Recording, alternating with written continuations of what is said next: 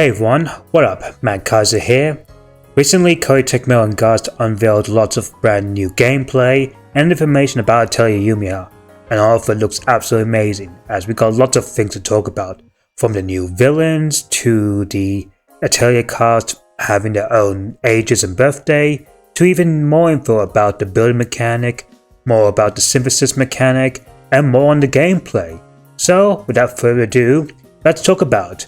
But before beginning, if you like what you're seeing here, then by all means, like the video, click the subscribe button if you're new, and hit that bell notification icon if you want more Atelier Yumia content from yours truly.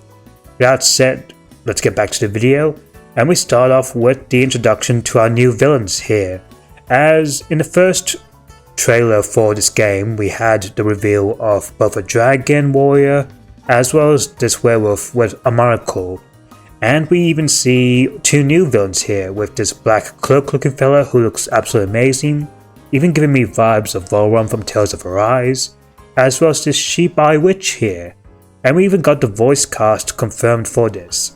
So the monocular werewolf from the first trailer is voiced by Takehito Koyasu, who JoJo fans might know as Dio from JoJo's Bizarre Adventure.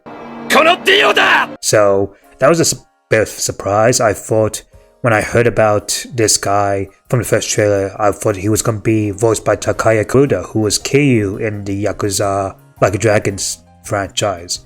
But no, it's actually the dragon himself, who's a dragon-winged warrior here, who's voiced by Takaya Kuroda. You know, Kiryu himself. And oh my god, this is absolutely amazing. To have him voice from a person who's like a dragon to voice an actual dragon in this game is, oh my god, we just come full circle here.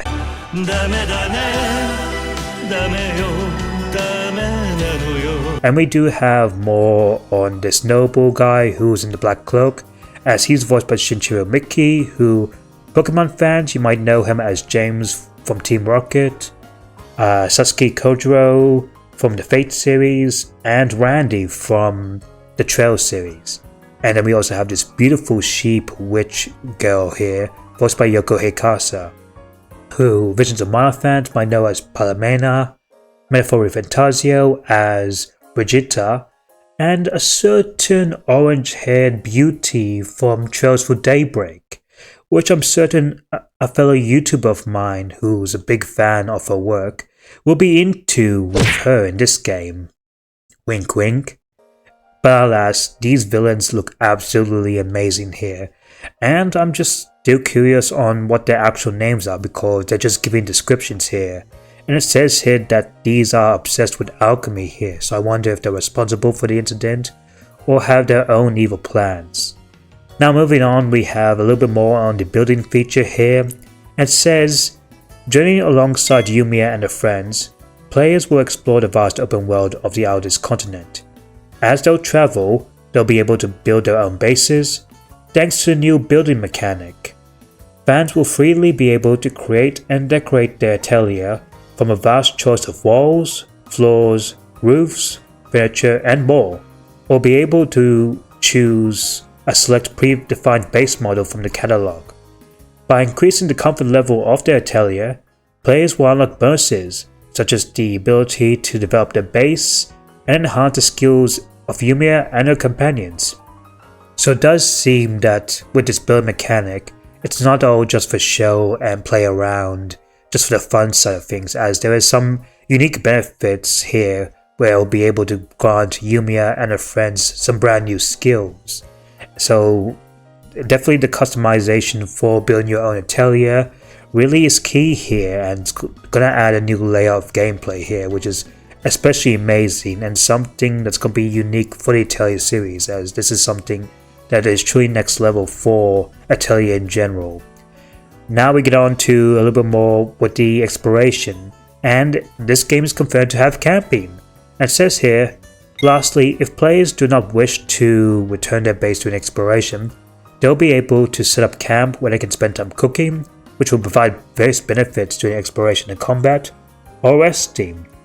Certain character events that can only be seen at camps will sometimes occur, providing greater insight into Yumia and her companions. So that's really cool here. I mean, I obviously do love camping in JRPGs here. I loved it in games like, say, Xenoblade Chronicles 3 and Tales of Arise here. We get to spend time cooking, as well as talking to your characters and resting, and learning a bit more about them, which was a nice call. So I'm glad that camping here will be a thing in this game, as camping in JRPGs they're just the best cozy feeling to have. Like even classic JRPGs like, say, Chrono Trigger, as well as Final Fantasy, all of those really had some really good camping, so I'm glad to see that here. Now we move on to a little bit more on the synthesis system as well as the combat.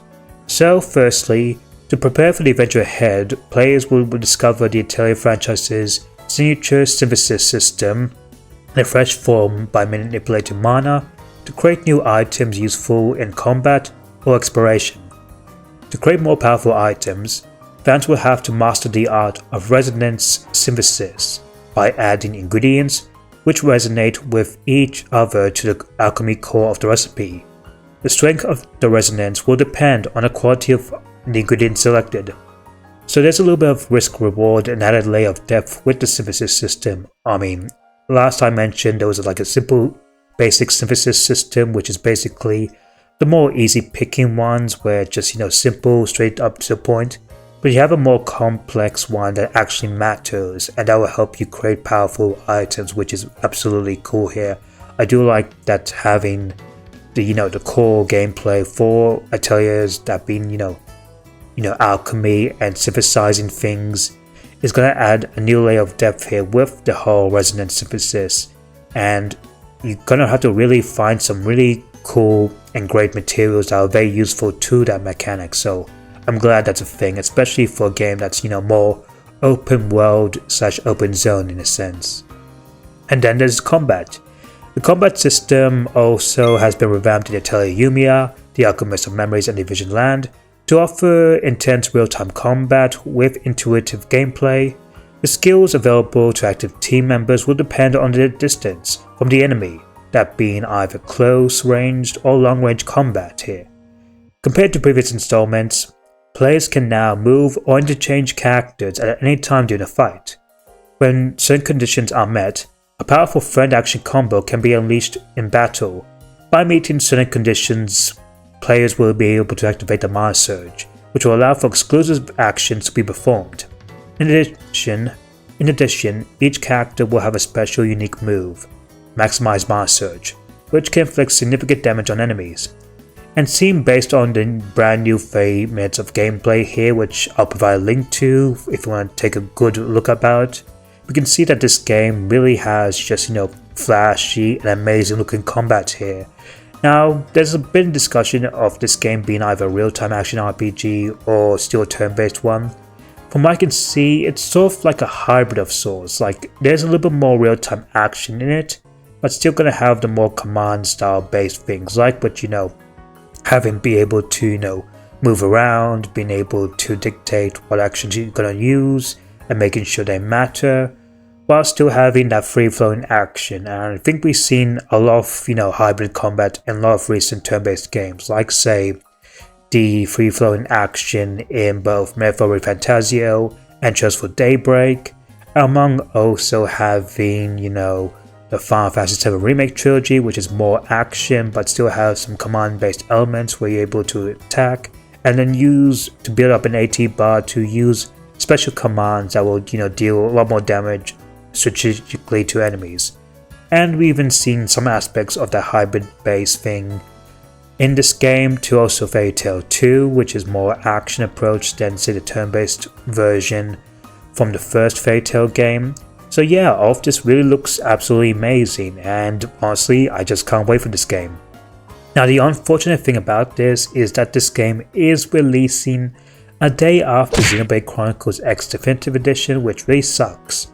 I don't know why Koei Tecmo is releasing some of the most exciting brand new releases, and just next up there will be just remasters of JRPGs I really like say New Dynasty Warriors Origins is releasing the same day as Tales of Grace's Ever Remastered, and then you have this game, Atelier Yumia, releasing a day after Xenoblade Chronicles X Definitive Edition, as that is also a game I'm really looking forward to. I've been wanting a remaster of this for so long, ever since I became a fan of the series and played every other Xenoblade game out there from 1 all the way to 3 and including expansions, and I really wanted to play Xenoblade Chronicles X, so to see it finally escape from the Wii U prison and giving, a much, bigger glow up with its visuals and potentially a brand new story content just really makes me excited.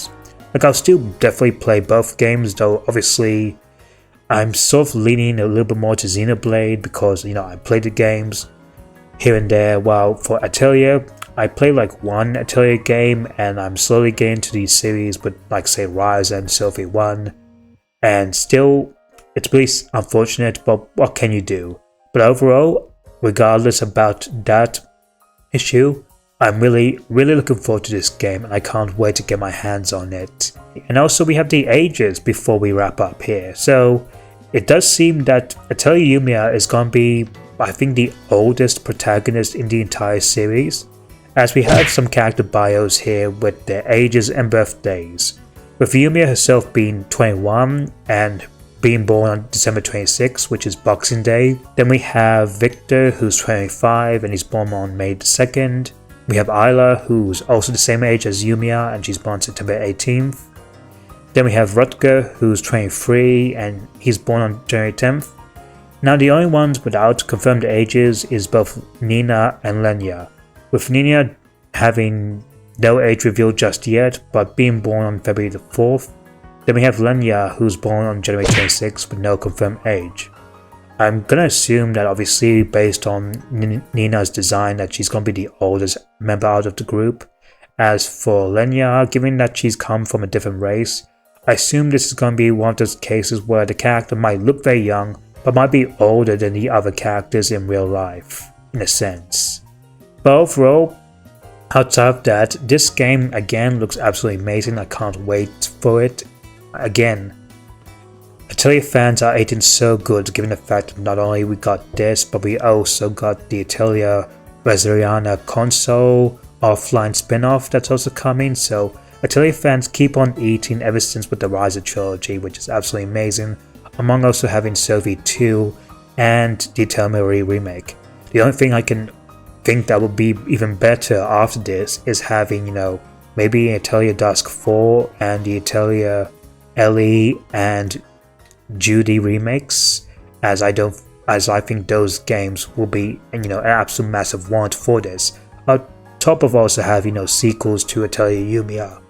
But outside of that, really looking forward to this game, so let me know down in the comments if you're also into this game as well. Until then, Mad Kaiser, out.